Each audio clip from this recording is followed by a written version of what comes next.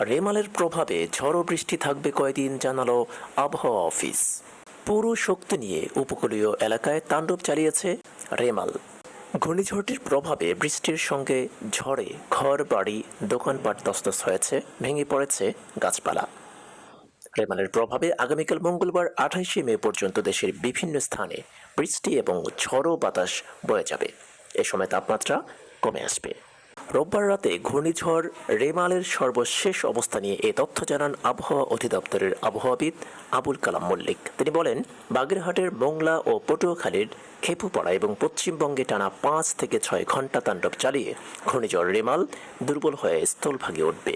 তিনি আরও বলেন, বাতাসের গতিবেগ পটুয়াখালীতে সর্বোচ্চ 89 কিলোমিটার নির্ণয় করা গেছে, তবে ধীরে ধীরে তা বেড়ে 120 কিলোমিটার পর্যন্ত হতে পারে। এ সময় সারা দেশে ভারী বৃষ্টিপাত ও দমকা হাওয়া হওয়ার আশঙ্কা রয়েছে। 8 থেকে 12 ফুট জলোচ্ছ্বাস হতে পারে।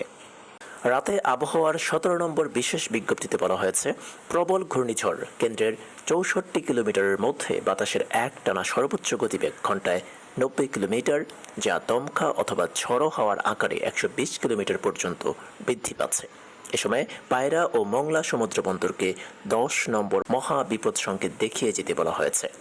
উপকূলীয় জেলা খুলনা, সাতক্ষীরা, বাগেরহাট, পিরোজপুর, ঝালকাঠি, বরগুনা, বরিশাল, ভোলা, পটুয়াখালী এবং তাদের অদূরবর্তী দ্বীপ ও চরগুলো 10 নম্বর মহাবিপদ সংকেতের আওতায় থাকবে।